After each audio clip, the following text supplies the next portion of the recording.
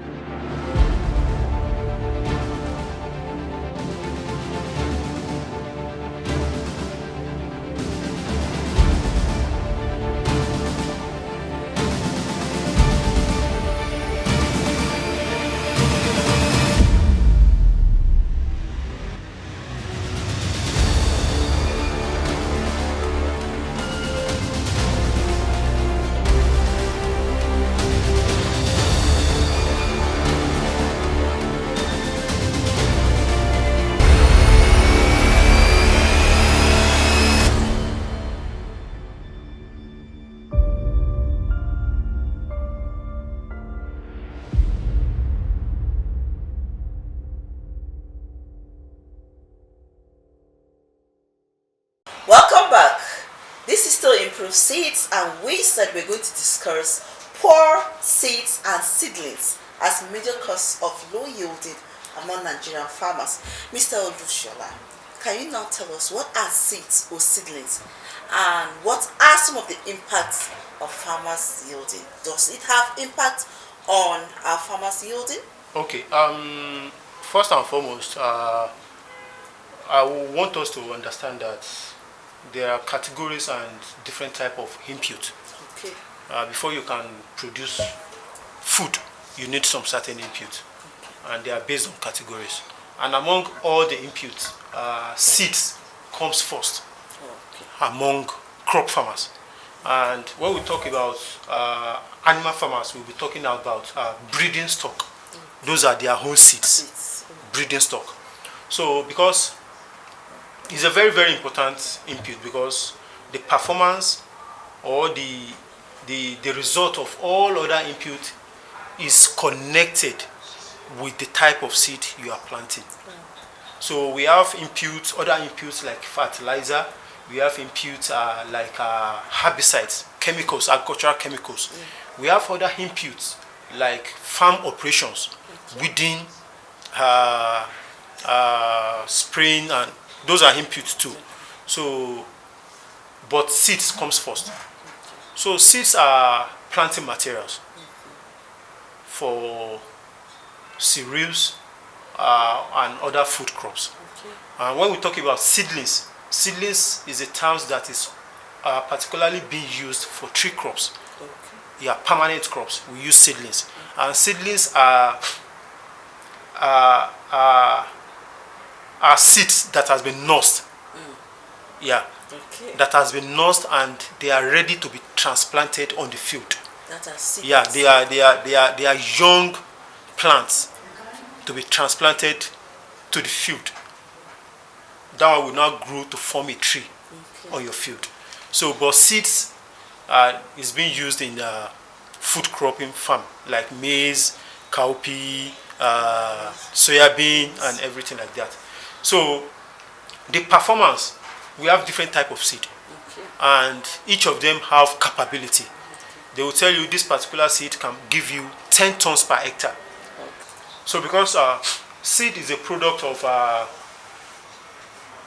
crossing sometimes and genetic improvement. So you see some of the seed having capabilities, different capabilities. Some can produce 10 tons per hectare, some can produce 8 tons per hectare. It depends on the level of improvement that has been made into it. So basically those are seeds. Yeah. And so how does it, impact on farmers? Yes. Yeah. Now, Impacts yield. it's because the seed you plant will determine the performance and the yield you will get. Okay. Now, one of the common problem or the common error among Nigerian farmers is that they take grain to be seed. Grains are not seeds.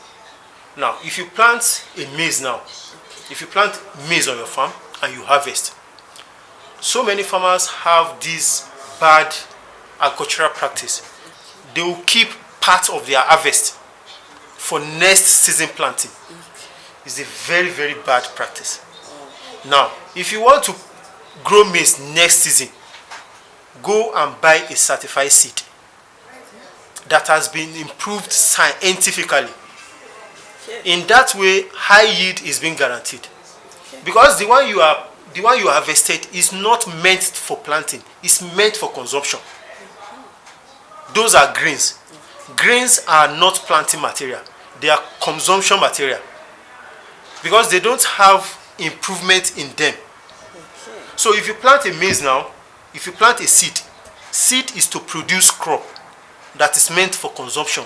It's not to produce crop that is meant for regeneration, for planting again. If you want to plant, you go to the agri store and buy certified seed that has been improved scientifically. If you want higher yield. Yes. Because before scientists would produce a seed, they will do so many thorough scientific processes so as to guarantee high yield, so as to guarantee. Another importance of buying certified seed is it comes with advantage of resistance to diseases, resistance to pests, and it have yield improved. It's yield improved. So when you buy that, you will be guaranteed to a very large extent, provided if you are taking note of all other inputs like fertilizer, irrigation, and weeding your farm, you'll be guaranteed of high yield at that point. Not that you now set aside part of your harvest for last year. No, now to cut you short about this, you have to now differentiate. Let our farmers know the difference between grain and a seed. Yeah.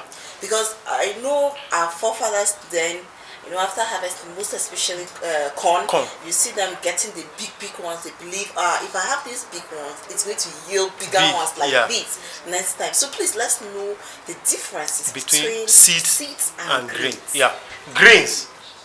If you plant maize now and you harvest, what you are harvesting is grain. Okay. What you are harvesting for millet is grain.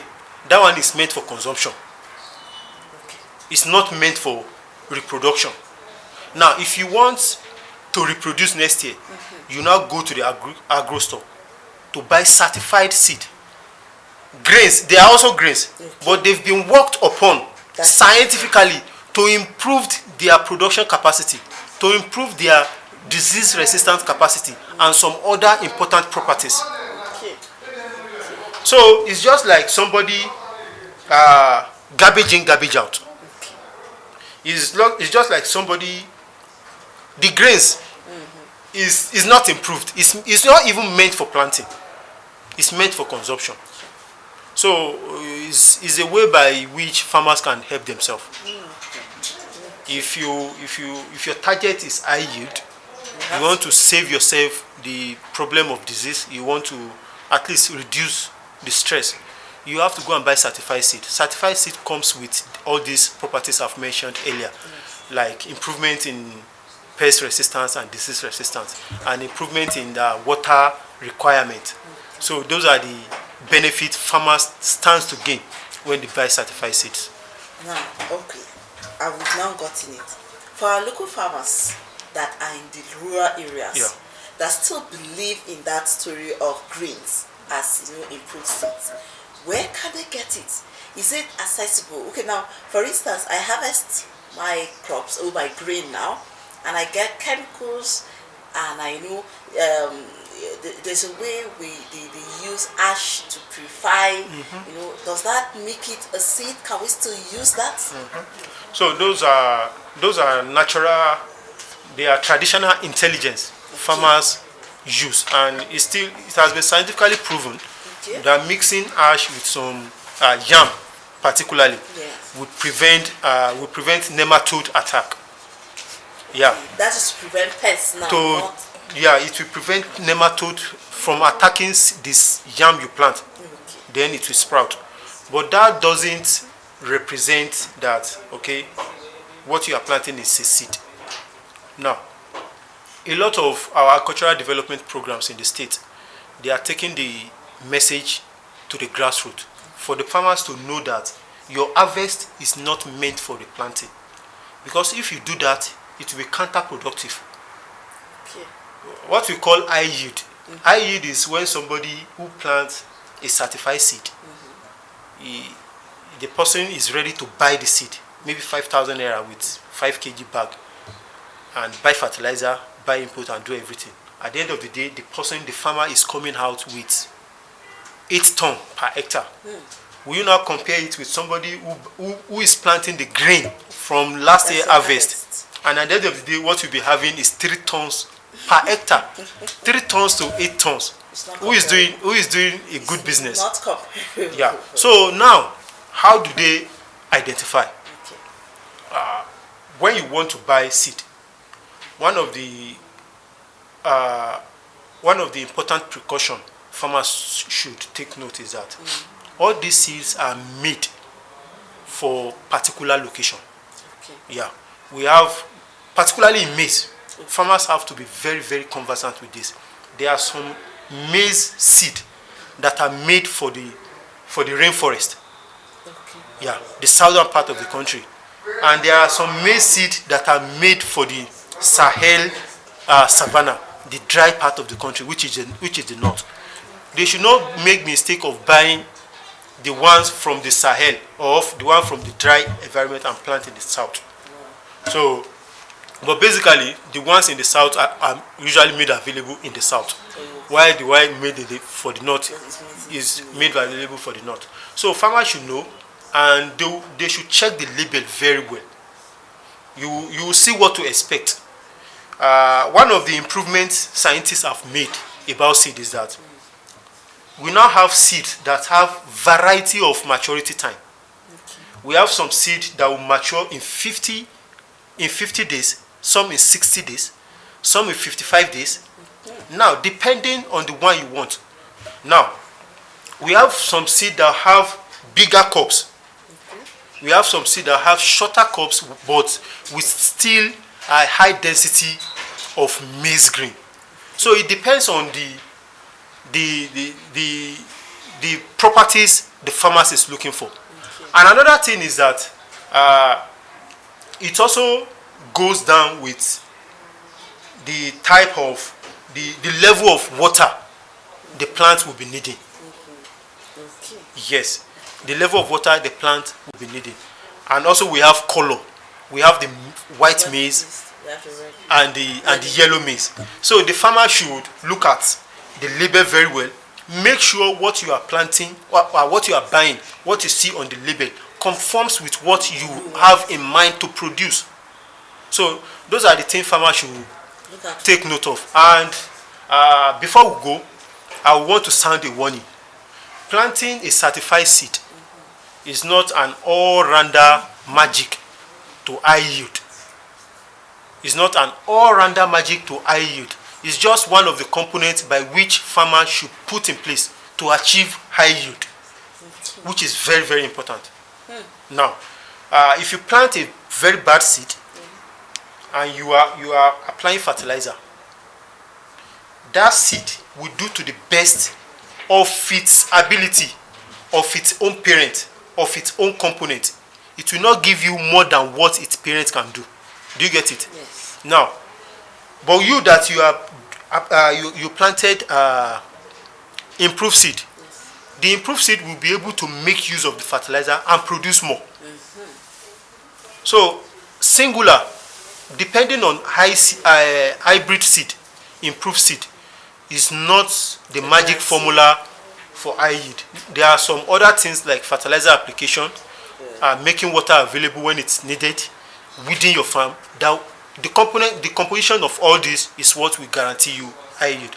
But the importance of seed in that component is highly paramount. It's number one. This is still improved seeds on our agricultural television, and we've been told the components of good harvest and good yielding. The number one, of course, is the seeds, followed by others. When we come back, we'll look at the other components that the farmers need to put together to have a better harvest at the end of the day. Don't go anywhere, stay right there, we'll be right back.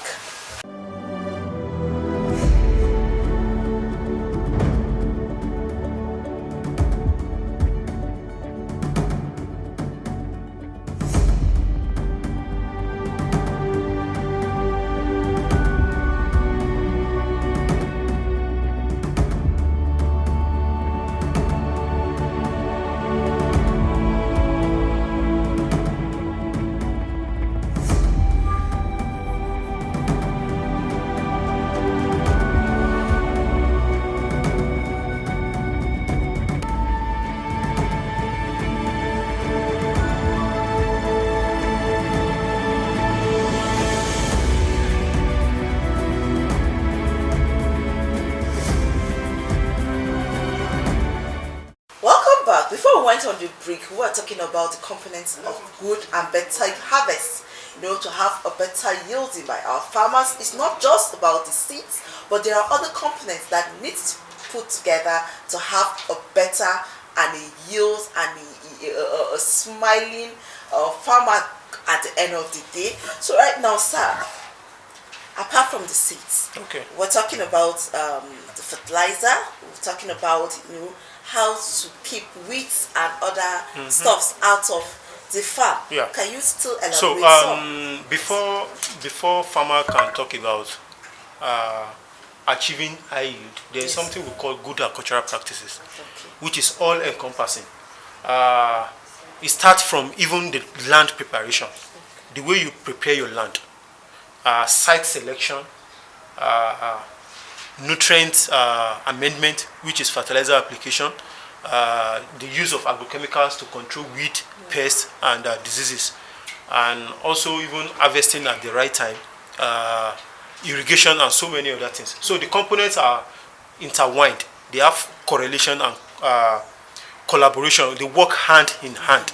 So now, before you want to cultivate, you have to select a good site for your farm. And we have different type of site. We have deep soil and we have the shallow soil. So you don't make the mistake of planting a deep-rooted crop on a shallow soil. You look for a deep soil to plant a deep-rooted crop. So if you make that mistake, you mismatch. There's no magic you want to do in that way.